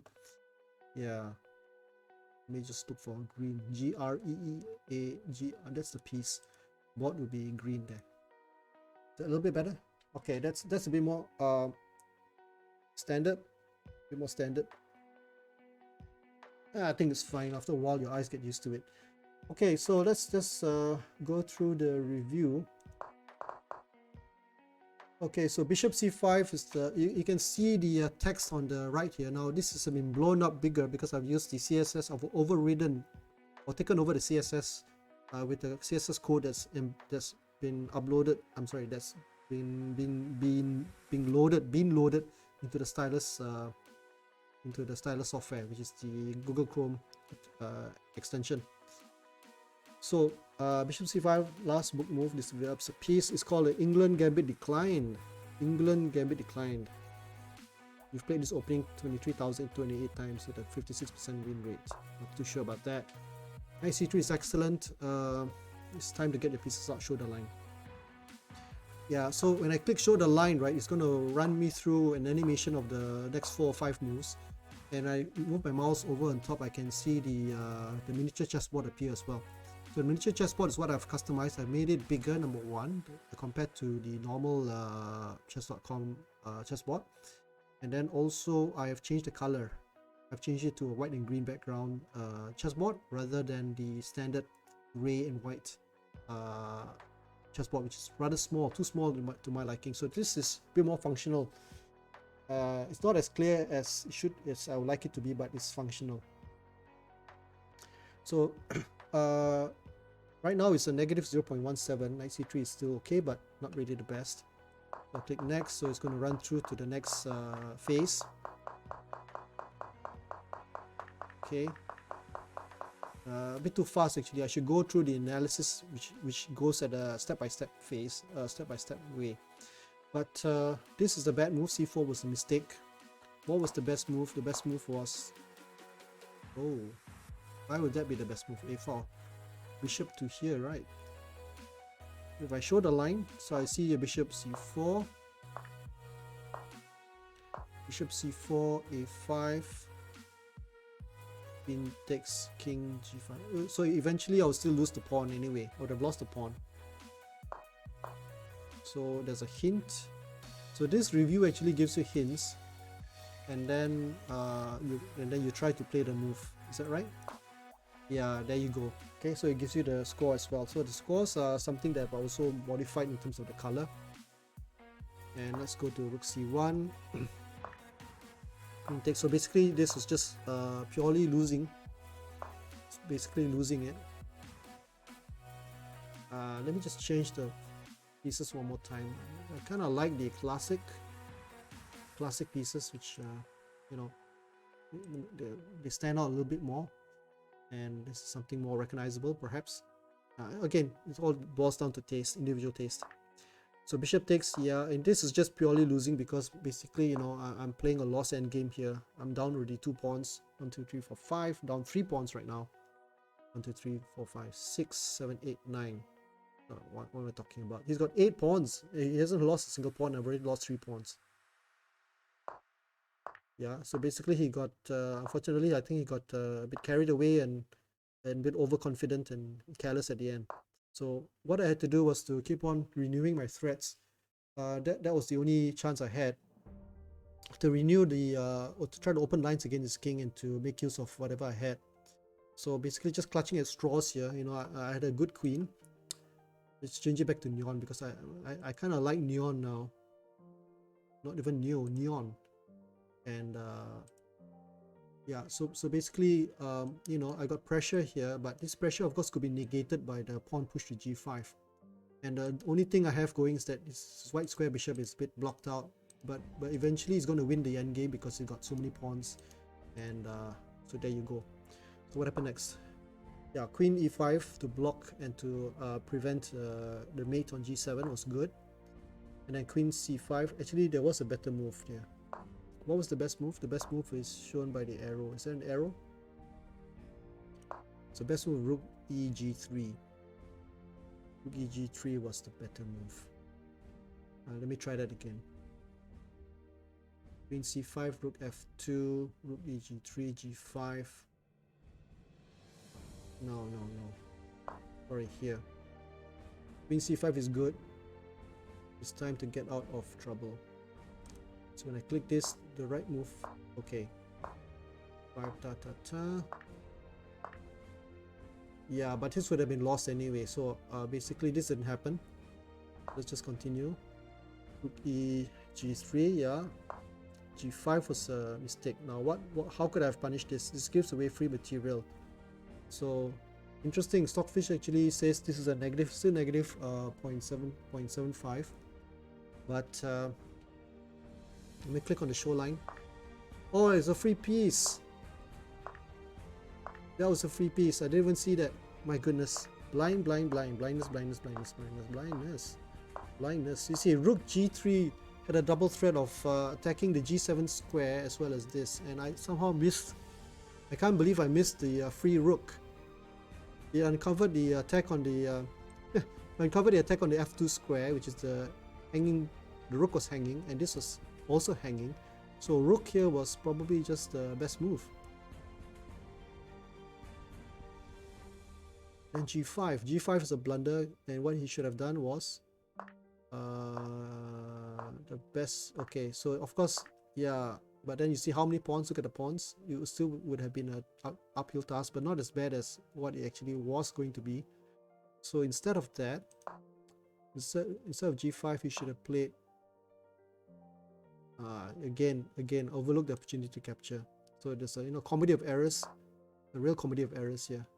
Rook c6 was a blunder. Bishop takes because of the free bishop there. I would have won the house, almost the whole house, and then blockaded the black squares. So it's amazing that when I play a game like this, I don't see the mistakes. It's like crystal clear to anybody who's watching the game, but to me, when you're under pressure, it's kind of a different ball game altogether. Totally different ball game altogether, because you don't really, your mind is just, it's like on blinkers. It's like there's a blind spot and you don't see pieces that are hanging. So it's just kind of weird, really. So here was basically, I think, mate in 3. There was a mate in 3 here. And then there's a mate there. So also queen f7 would have mated. No, queen f7 wouldn't have mated, but that would have mated. So it's interesting, really interesting, this part. Let me go back to here. The critical line was this move here. Yeah, this is the critical position, in a sense that basically turned the tide, because here black could have moved this rook, probably just back here. Is that correct? And then what would I have? What would I be able to do here? Probably just here, going for that, some tricks, but that would have been rather difficult to do. Especially with something like this. So basically, it's almost GG. Queen takes, pawn takes queen. If bishop goes to g2. So it was a tough game. I mean, you know, what's the word for it? Pyrrhic victory. Pyrrhic victory. How do you pronounce the word? P-H-I-R-I-C. Come on, Google, help me out here a bit. Pyrrhic victory. Victory or goal achieved at way too great a cost. How do you pronounce it? Pyrrhic victory. P-Y-R-R-H-I-C. Pyrrhic victory. How to pronounce? Hope you like the music if you're listening in. Pyrrhic. Pyrrhic. So it was a Pyrrhic victory because I did win, but the cost was I was losing most of the time, and I played a lot of weak games, weak moves, and so the main part of the stream actually is I'm showing the work that I've done, which is to override the CSS. This is the normal look and feel, which is totally almost invisible to the user, to the viewer. You can't really see it. Now if I were to override the CSS and change that to larger font, this is much more functional. It's more palatable to the eyes, and it's more visually understandable. It's clearer. It is clearer, at least to me. And you can participate in the analysis, because if I were to run through the analysis this way, there's no way that, practically no way you can actually follow unless you've got a very, very big screen. And so with a larger font like that, with a big font like that, I think that can engage not just the user, which is myself, but also the viewer who's watching in, who's looking at this and saying, wow, you know, I wish I had this, or wow, this should have been a standard feature in chess.com all the while. Because there's no need to, in my opinion, there's no need to show all the detail at once, because you know, we only operate at one move at a time, at the speed of one move per second kind of thing. And so there's no need to display a whole list of moves. So if I were to increase the fonts in this way by overriding the CSS, it would therefore display lesser visible moves, a subset of the moves, which is a lesser row of moves compared to the original view. Doesn't matter, because you can only process one move at a time in most cases. So I like this very much, because it also helps me to get more into the analysis by chess.com, because if you don't use the analysis feature in chess.com, I think it's a wasted feature, especially if you're a paid subscriber. Either you've subscribed to the gold, either you subscribe to the gold. I'm using Streamlabs OBS Mystery Gamer, and yeah, go to church you must. Yeah, it's a Sunday. Thank you for listening in. Thank you for being there, and thank you for the support and all the advice. Yeah, I'm using Streamlabs OBS. I've not tried OBS because Streamlabs OBS allowed me to use a template initially, but of course the real professionals, I believe they use OBS. I think so. Set the background CSS to chroma key green. I gotta figure that one out. Yeah, because I don't think many people use a green background because it's the same as a chroma key.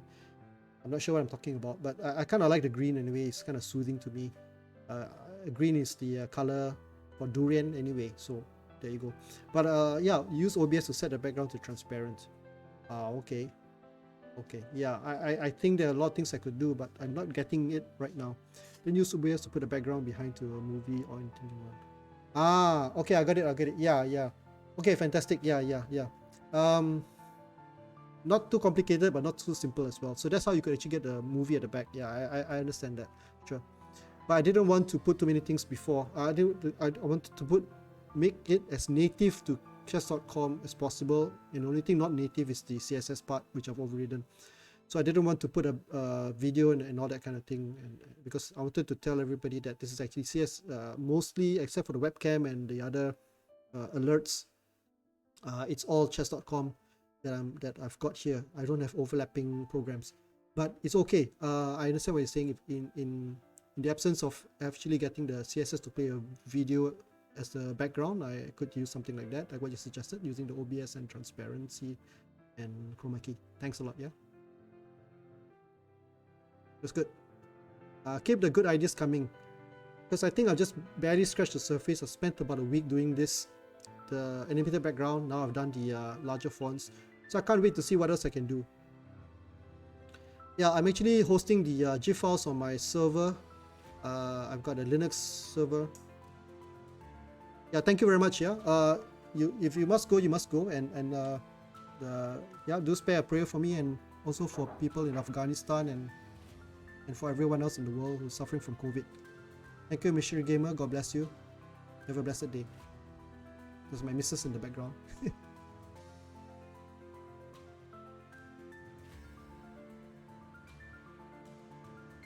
Cheers, man. Cheers. I will check out the link.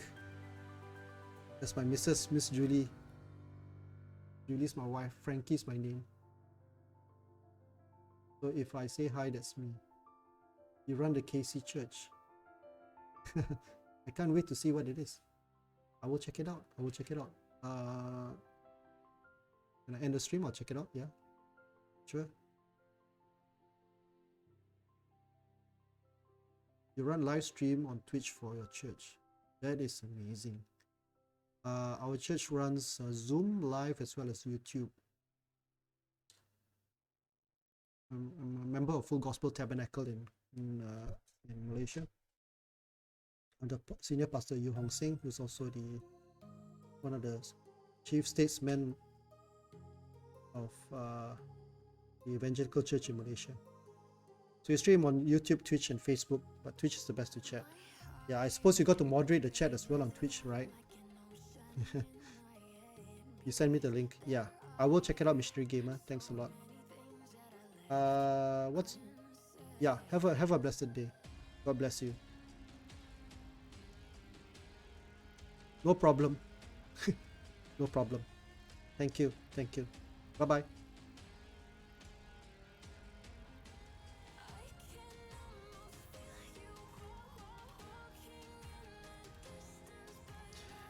In fact, I probably will end the stream here because we've already gone quite long. So for those of you who are listening in, I hope that you've seen some stuff today that you've never seen in any other stream, and basically this is what I can do right now. I can switch between the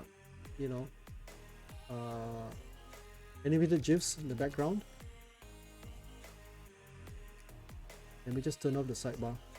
You see, chess.com allows you to put static pictures for your background, but if you try to upload a GIF file, an animated GIF file to chess.com, it won't work. It won't work because basically the upload won't happen.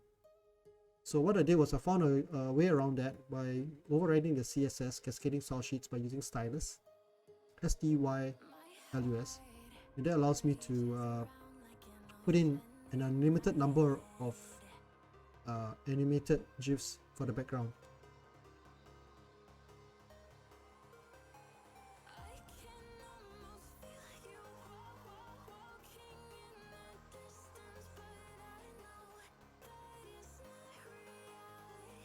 Yeah, so in essence, you could actually put in different backgrounds, and if you, let's say you had some kind of slideshow, use the backgrounds as a slideshow, then it could be possible. Yeah, so I'm still working on that because I tried to put a static background, a picture of a famous celebrity playing chess as the background, so that I could display different parts of the stream, different pictures.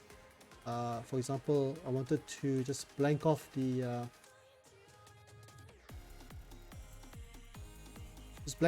rest of the screen of chess.com and just leave that, and then I could click on different backgrounds, and that could form some kind of a PowerPoint thingy, but I couldn't do it. So I'm still have to go back to the drawing board to figure out why is it that I can put a animated GIF background and not put a normal standard static JPEG, GIF, or even a PNG as the background.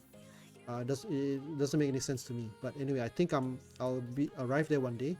So this stream is It's about chess. Yeah, I'm a chess player. I do. I'm not a rated chess player. I represented my country. Sorry, I represented my state as a schoolboy. Probably about 6 or 7 times during my schoolboy years. That was back in the 1980s. But I'm also a programmer, a coder. E-learning. I'm also working in IT support, and in spare time, I'm also doing this kind of stuff. Let me just make myself a little bit bigger. So I sort of end the stream, sort of close off the stream. So I'm also a tinkerer and a modder of code. I enjoy playing flight simulator games, especially those that challenge the mind. Chess is one way of keeping your mind active. It's a way of making decisions, and it never seizes me. Like the 2 games I played today, there were possibilities that I didn't even see, misses that I was blind to. Hanging pieces, and then Stockfishes comes along and says you're a fool. The Stockfish says, hey, what are you doing? And that's the beauty of chess, in that you can actually learn more. You never stop learning. And the thing is that with the analysis, that by blowing up the analysis, making it bigger, I've found a new enjoyment to the game, new enjoyment to using chess.com's review and analysis features, which I think will benefit others as well. If and once I make the code available for download through Stylus, and then you can actually experience it for yourself, client-wise. But for the time being, I'm just using it for myself. For the time being, yeah, because I've spent hours doing this, and I just want to make it kind of a special stream, so that it's different from others. But I think in due time I will have to release the code, because when more people get into it, then they'll also be able to customize chess.com even more. But for the time being, let me just hold on to the code for the time being, just play around with it, see how far I can get with it. And when it reaches a stage where someone else has also done something like that, then